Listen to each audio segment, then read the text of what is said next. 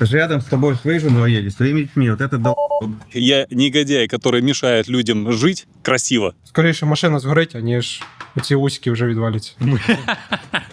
Это что, открученное колесо? Она не реагирует на меня и продолжает открываться. Последний твой гарантийный ремонт.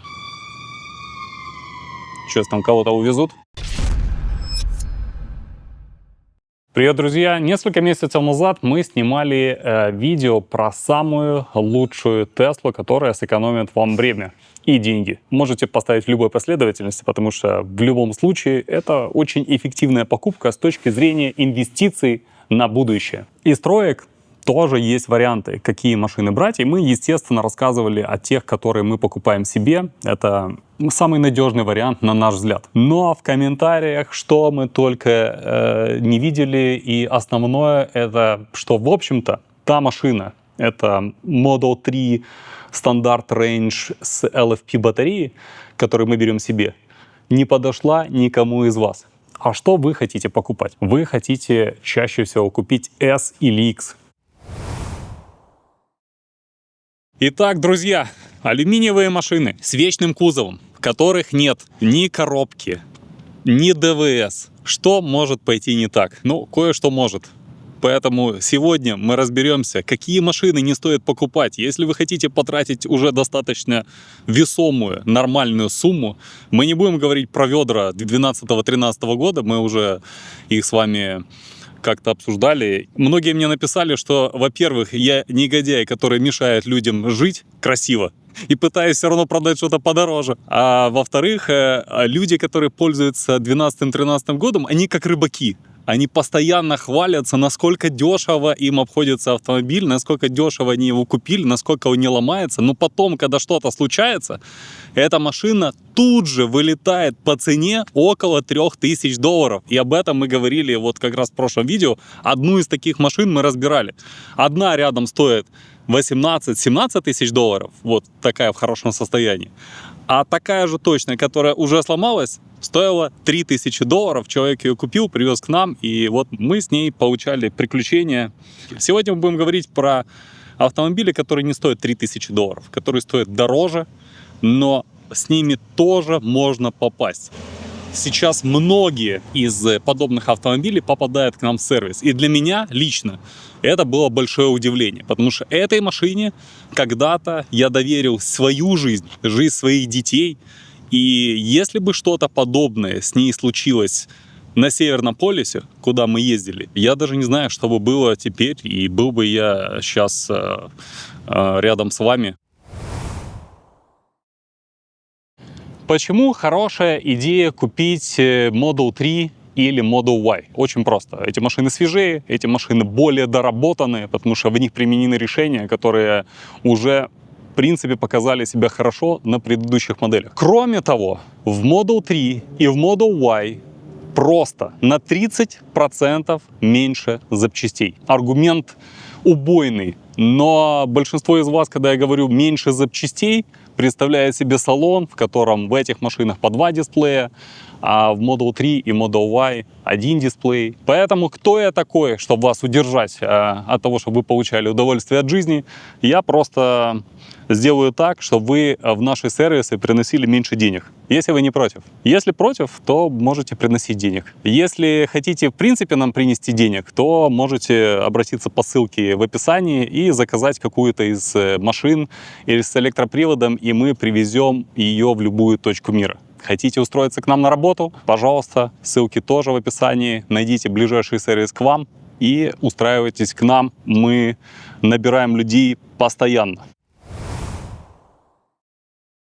Я, как попугай, в каждом видео или через одно повторяю, что срок службы батареи, как правило, 10 лет. Если мы говорим про 12-13 года, там они кончаются еще раньше, потому что там люди чаще пользовались суперчарджерами и так далее. Но часто эти машины уже с помененными батареями. Но здесь, внимание, важно, какая это батарея. Если вдруг нечаянно Tesla поставила вам именно новую батарею, что случается крайне редко, то на такой машине, конечно, можно продолжать дальше ездить и радоваться жизни, если у вас, конечно, она полноприводная. Но желательно, если вы не знаете о батарее ничего, проходить мимо таких батарей, как 70, 85, И, естественно, 60. 60-ка та, которая 12-13 годов, я думаю, что вы и так ее избегали. Многие знают о том, что это максимально быстро деградирующая и умирающая батарея. Вот эти все батареи, которые я перечислил, они в зоне риска просто по годам. Если вы покупаете машину 16, 17, 18 года, которая ездила регулярно, у первого владельца, который купил эту машину не ради бесплатного суперчарджера, заряжал ее дома, обслуживал на Тесле, и вот эта вся сказка, тогда, в принципе, это может быть. Но чаще всего такие автомобили уже были у кого-то на руках, уже использовались, были куплены с мыслью сэкономить как можно больше. И отсюда большая часть их проблем. Единственный вариант правильной батареи на сейчас, который бы я рекомендовал покупать, это 75-я. Как раз вот такая машина. Не обманывайтесь дисками от Plate. Это только диски от Plate. Вот такая замечательная машина стоит здесь. Что же с соткой?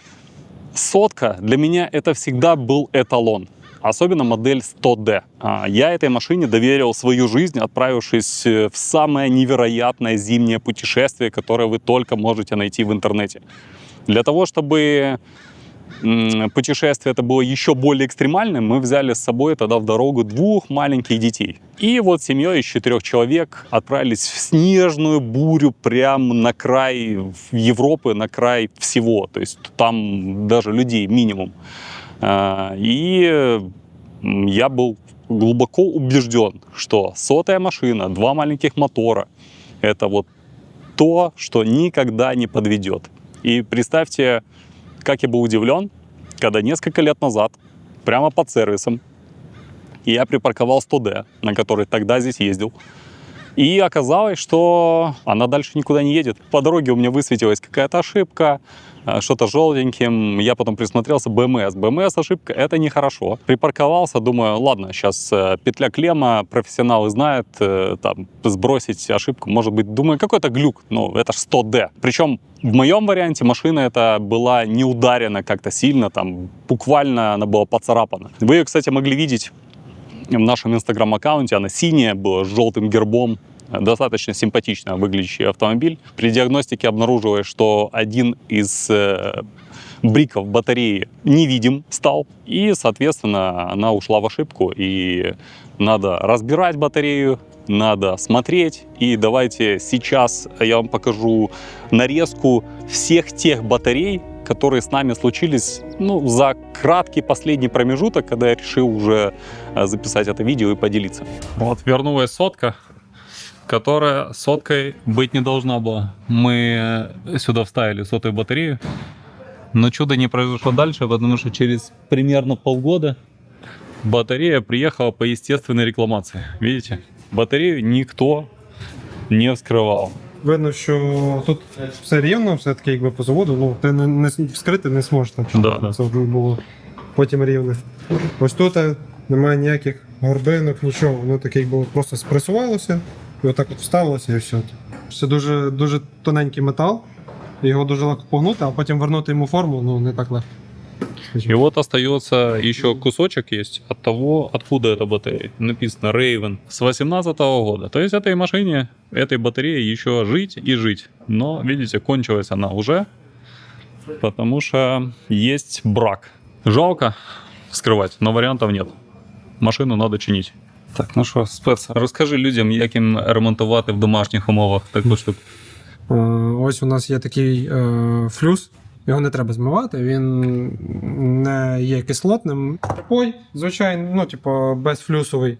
Ленточка. Ну, це підтримуюче. Спочатку у нас іде підготовка, легенько прошкрябую саму площину. Угу. Потім просто даю припой і отак от по одному припаю.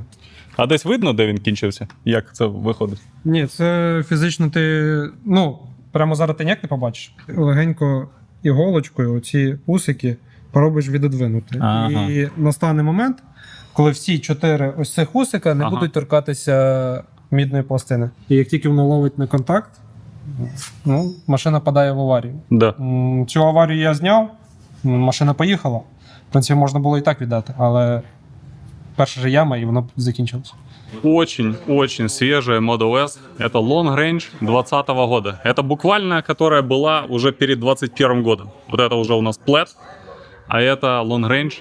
Они даже внешне очень похожи. Разница в том, что в следующих поколениях батареи не так активно заканчиваются сотые, как в предыдущем поколении. Что вот в этой батарее? Кінчилась BMB-шка. Це от такий маленький проміжний блок, який щитує. А, на что кончилось? Новая же Вони машина. просто від температури деколи перегріваються, тому що вони стоять якраз от на радіаторах.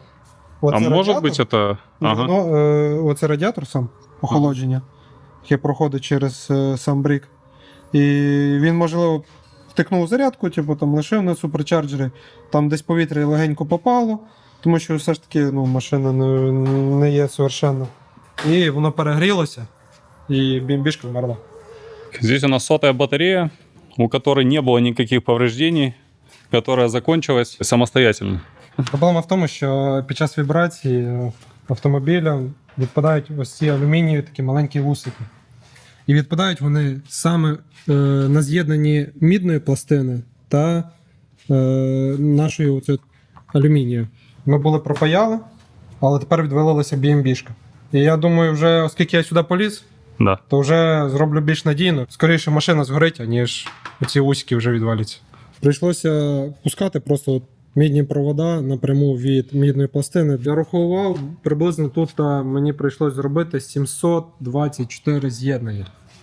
Йолки-палки, ще раз кажу, 724 724 з'єднання, щоб полагодити цю батарею. Скільки Так. рисунок в кілограмі, я скажу пізніше. 724, і це ти кожен брік витягуєш, ставиш на стіл, з одної сторони пропаяв, проклеїв, перевернув, з другої сторони поставив обратно, дістав ще один, і так 16 разів. Ну, ця машина вже в нас стоїть більше, ніж 1,5 місяця. І ми цією роботою займалися як, умовно, коли є час. Але задовбатися можна. Якщо це робити підряд, то да.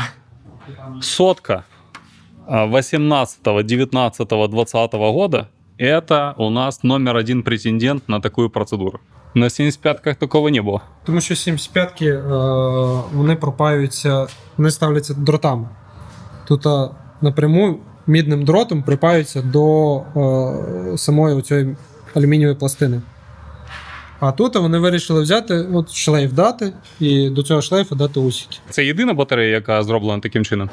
Тільки сотки з такою проблемою. Так что это про сотку и long range, потому что в long range такая же точно сотка. Но не путать с вот этим long range. Это Plaid, в нем тоже сотка, но она уже другая. Желательно, если вскрыли батарею, делать все полностью, потому что завтра отпадет еще один сегмент, послезавтра еще один сегмент, и делать это все дорого, снимать, доставать, диагностировать и так Какой далее. раз эта батарея делается? Эта батарея второй раз делается. Первый раз что мы делали? Тоже Попропаивали BMB-шки все, Ну, всі з'єднання. да, перепаяли. А потом она приехала на перепайку усиков. И тоже сделали все. Все BMB-шки сняли, все пропаяли. Сколько поездила? Полгода? Я думаю, просто... Не, жарят. вот она поездила. Это одна из последних машин, это Long Range с бесплатным суперчарджером. Поэтому машина постоянно на суперчарджере. Она ездит много, ездит на ней студент, он учится где-то 60-50 миль от дома, каждый день 100 миль. Она живет в короне, эта машина, и она заряжается до 100%. Батарея постоянно перегреве, и поэтому отпадает. Просто следующий раз, как последний, твой гарантийный ремонт. І по суті, зараз ця батарейка, я подивився по параметрам. Ця батарейка вже не сотка, це 85. 85 да, кВт годин, nominal full pack. І плюс до цього я подивився по тому, скільки ампер може видати оця батарейка. Long Range 2020 года, в 2025 году стал у нас 85. 85D. Так. Или лучше 90D, потому что 85-ки и 90-ки никогда не имели 85 киловатт-час завода. Очень хорошая новая 90-ка. За 5 кВт. Да. Что, в общем-то, и не так плохо. Что будет еще через 5 лет? Ну, вона втратить свою ємність і просто вже буде нерелевантно на ній їздити. Что ты сейчас делаешь? Перевіряю її на тиск, на герметичність. Угу. Оцих Это вот от здесь, всіх. да? Так. Ось цих всіх з'єднань де тосол, тому що якщо десь пропускає і тосол навіть чуть-чуть капає, то все. Получается ошибка по изоляции, и машина снова возвращается назад. Так. І тоді вже після того, як туди попав тосол, її відновити не так просто. Да. Да. Если в гаражах вам починили батарею, сложили ее, проверили, как она на герметичность, нигде ничего не капает, все нормально, но правильно не продули ее аргоном, не выдавили всю влагу и так далее, тоже остановится. Что будет происходить с усиками и так далее, если будет много Ну, влаги? потрошки почне отак от, ну, тут я не покажу, тому що тут немає. Тут идеально все. Так, тут все Но ідеально. обычно начинается коррозия, Так, вони починають ржавчина. потрошки в щотку починає біліти, Да. а потім воно вже ржавіє. Все заканчивается всегда одинаково. Это самая дорогая запчасть, поэтому надо понимать, как ее обслуживать. В любом случае, любой приезд этой запчасти на сервис — это дорого. Этому клиенту повезло, мы ему продавали машину, поэтому он льготник. А вас с вашей машиной мы ждем, конечно, с цветами. Итак, сотые батареи, в принципе, ходят те, которые были как раз вот в первых машинах. Как раз в той машине, на которой ездил на Северный полюс, она была 17 года, и они более-менее нормально ходят. Все остальные батареи, которые 18, 19, 20 годов, уже в очень свежих long range, они все требуют так или иначе какого-то вмешательства рано или поздно. Поэтому, если вы покупаете машину, она без гарантии, вы, скорее всего, приедете на ремонт батареи. В принципе, это не смертельно. Просто вы должны понимать, что вы на это должны будете потратиться, и кто-то в этой батарее должен будет сделать новые 720 сколько-то там соединений. А готовы ли мы это делать? Да. Приезжайте в любой из наших сервисов, мы это сделаем. Если вы приедете в американский сервис, мы это тоже сделаем, хотя не хотя.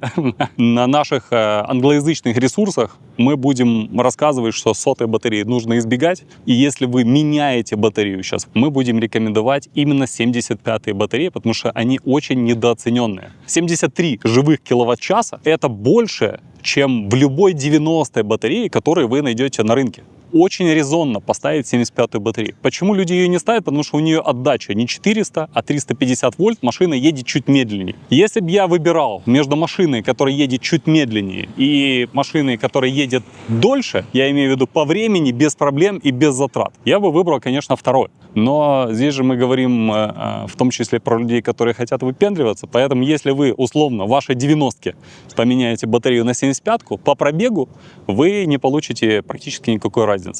Но по отдаче, по динамике, да, вы почувствуете, что ваша машина стала 75D, и она немножко медленнее. Сейчас сотая батарея на разных рынках по-разному, но цена ее долетает до 15 тысяч долларов. Когда 75-ка стоит реально в 2 раза меньше, и проблем с ней будет не то, что в 2 раза меньше, а вообще не будет, если она достаточно свежая, нормальная, и никто туда в нее до этого не лез. Поэтому только получив эту информацию, которая может вам сэкономить много денег, уже можно подписаться на канал и поставить огромный лайк, потому что никто эту тему до этого не поднимал. 32% всех автомобилей, которые выпускались с большим двигателем, заднеприводные. Сейчас там кого-то увезут. Я всегда начинаю говорить про двигатели, и тут же начинается вот какая-то такая истерика у кого-то. 32%, вдумайтесь, каждый третий двигатель попадал на Теслу, потом на ремонт, либо на замену. С 2015 года Тесла рапортует, количество обращений по двигателям минимальное. А именно, статистика упала до 12-13%. О чем это говорит? Это не говорит о том, что старый большой двигатель, который они по-прежнему ставили в заднеприводные машины и в перформанс-машины, стал невероятно надежным. Это говорит о том, что появилось много других типов двигателей. Если взять все двигатели, статистика сильно улучшилась. Дело в том, что маленькие двигатели практически не требовали никакого внимания. А вот эти большие двигатели как заезжали, так и остались заезжать со статистикой каждый третий. Я бы такую машину избегал, потому что этот двигатель рано или поздно потребует внимания. Вам надо будет в него лезть, чинить, что-то делать, заглушать. Подробнее, что с ним случается, посмотрите автомобиль Бенджамина Баттона, посмотрите на наш выпуск про двигатели в целом. Мы когда-то делали выпуск, который набрал больше 1 миллиона просмотров уже, там, где мы рассказывали про все разновидности двигателей и про их болячки, и про их сильные стороны и слабые стороны. В Америке мы спокойно можем выставить на ходовую счет $7000. Понятное дело, что в наших странах вы будете менять отдельно сайлентблоки, будете ставить какие-то китайские рычаги и так далее, и так далее. Все это можно делать. Главное, что вы должны понять, это алюминиевая многорычажка. Она требует внимания. И если вы купили машину после кого-то, кто пытался на ней супер наэкономить, поначалу вы точно будете плакать, потому что, ну, посмотрите, как к нам заехал человек, который купил машину за $25 000, естественно, купил ее, потому что бесплатный суперчарджер, и говорит, что-то у меня там, что-то он чувствует сзади. Посмотрите просто, на какой машине он приехал. Приехал человек на диагностику, говорит, гляньте, меня там что-то, посмотрите, жопу кидает. Ну, что-то по мелочи, по-любому, ну, нет ничего. Смотри. Это что, открученное колесо? Нет. Так как? Ходовой нет. Ходовой нету. Ты Настолько. видел когда-нибудь? Я вообще не... В Смотри. смысле, открученное колесо? Ну, Нет, нет, Смотри, вот, все тут. Все рычаги, все.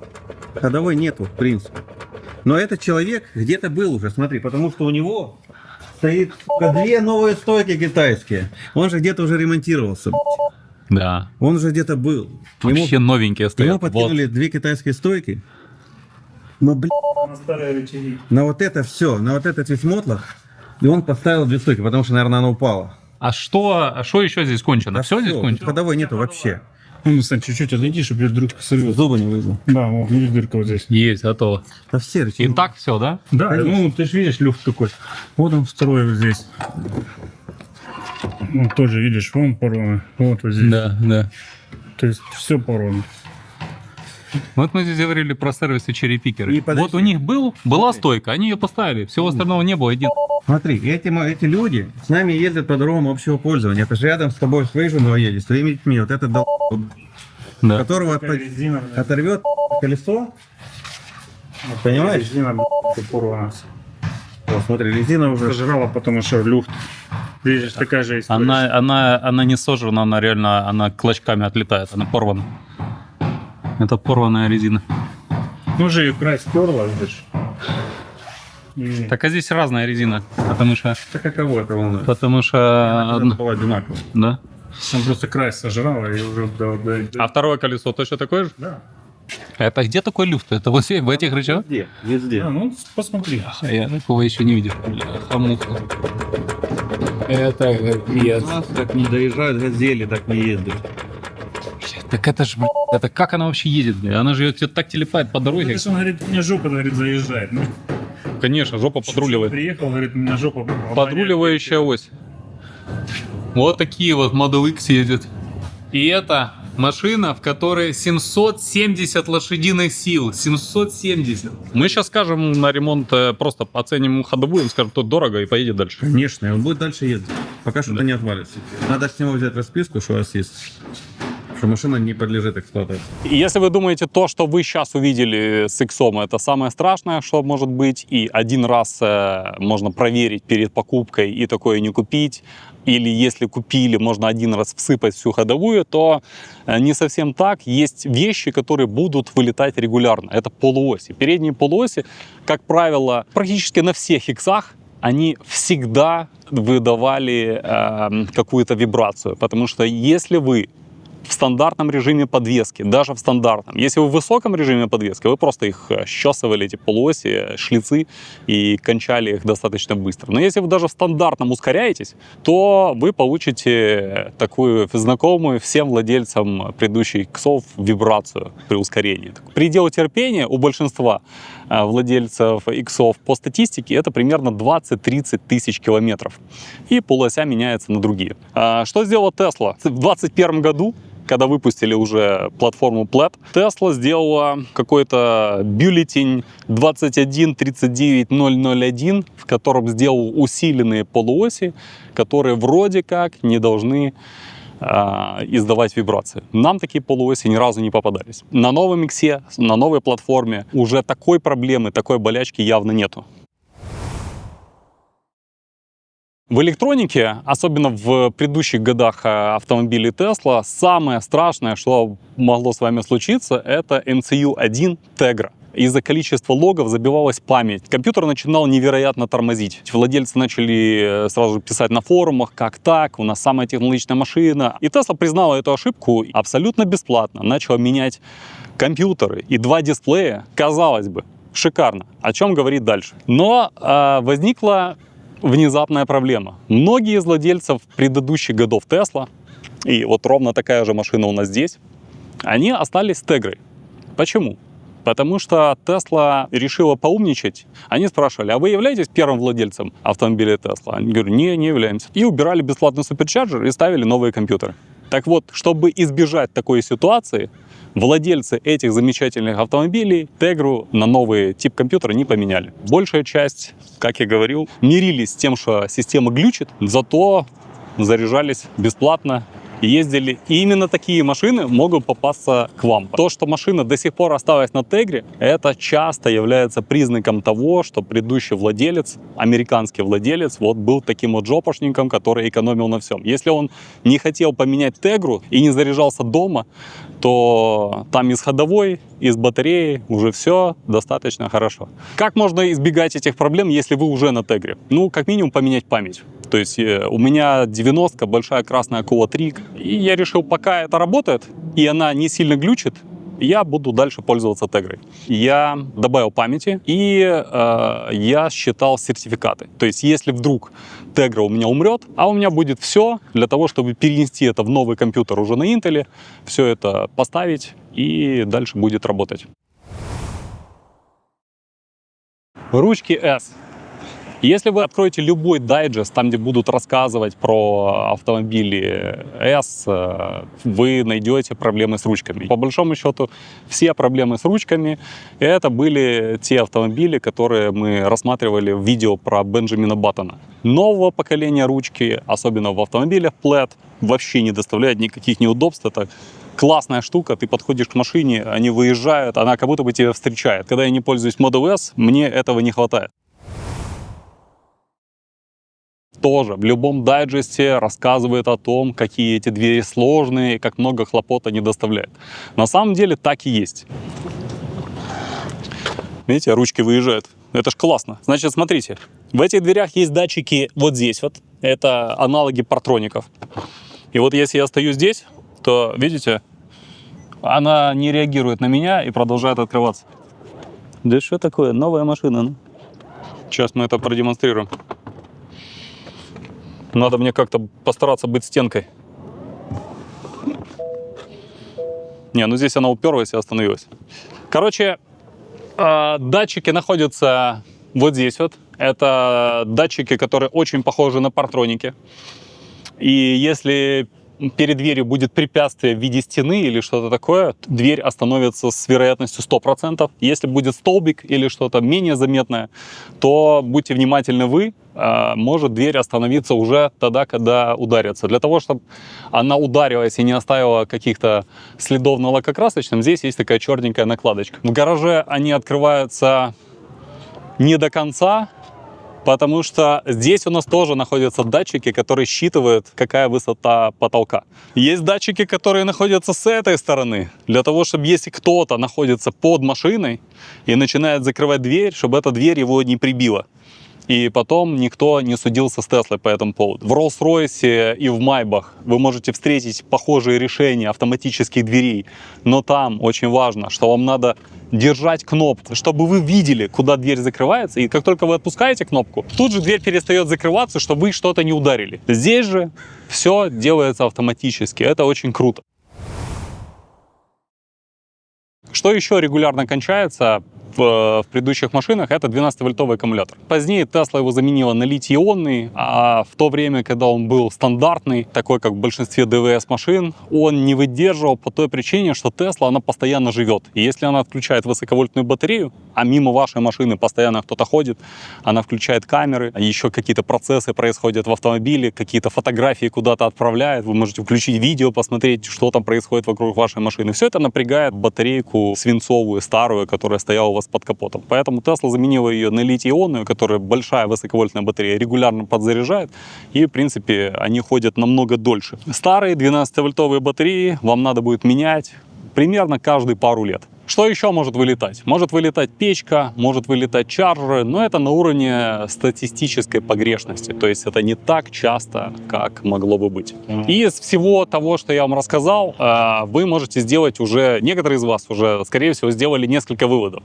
Первый, что автомобили вот новых годов, 21-22 год, там 23-й, 25-й, это беспроблемные машины, которые можно брать. И второе, ну его нахер эти Теслы, пойду куплю китайца. И один, и другой вывод не совсем правильные, потому что первое, мы еще до конца не знаем, что будет происходить с автомобильным ПЛЭ, слишком мало статистики. И так как их продается таким маленьким тиражом, что, наверное, большая часть из них выезжает именно в наши страны, что всего их 2% продается. А если посмотреть на улицы наших стран, то такое впечатление, что их продается 50% или 30-40% от всех. Что там будет заканчиваться? Какие проблемные года этих батарей? Какие ревизии?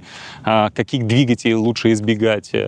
Пока что непонятно. Ясно одно, что машины Long Range с новой тележкой с 2021 года это всего лишь доработанные сильно узлы и агрегаты, которые использовались до этого. Поэтому, если вы не покупаете плэт, вы, в общем-то, особенно не рискуете, потому что задний двигатель плэт — это пока что неизвестное.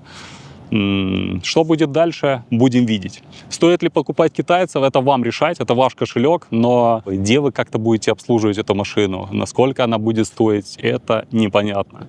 Потому что если даже Model S 13-12 года стоимость ее падает до $3000 в случае того, когда она останавливается. И мне предлагают такую машину, я ее не покупаю, потому что мне не хочется заниматься, не хочется восстанавливать вот это ведро, чтобы потом его продавать за какие-то другие деньги. И этот человек, которому мы продали эту машину, зациклился у нас и приезжал, и мы ему рассказывали, почему хорошая идея будет ее дальше чинить. Любую Model S X можно реанимировать вечно. Это вечный автомобиль, и все запчасти есть на рынке. Но здесь надо запастись энтузиазмом. Я рассказал в этом видео историю и статистику для людей, у которых энтузиазма меньше. Для людей, у которых энтузиазма достаточно, как Дима Буряк, который на нашем канале показывал Zikr, он его разобрал, он понял, какие запчасти подходят от какой-то BMW, какие запчасти еще откуда-то. Он купил EQS и разобрался, какая батарея к нему подходит, разобрался, как починить эту батарею, какие болячки и так далее. Вот для таких людей не будет никакой проблемы купить любой год любого автомобиля Tesla. Какие машины можно покупать? В принципе, любые. Важно, чтобы вы были к этому готовы. Но меньше всего хлопот вам доставят именно полноприводные версии, именно с батареей 75. Если вы покупаете свежую машину, очень свежую машину, то можно покупать и перформанс. Если вы покупаете предыдущих годов, то высокопроизводительных машин лучше избегать. На этой очевидной ноте мы с вами попрощаемся. Подписывайтесь. Пока. Сейчас я в видео хочу рассказать, что людям не стоит покупать роскошь 10-летней давности. А сам, видишь, заглядываясь на эти автомобили. Как ты думаешь, реалистично наших людей удержать от покупки автомобиля 10-летней давности, если он выглядит так? Нет, наших людей невозможно. Но мы попробуем.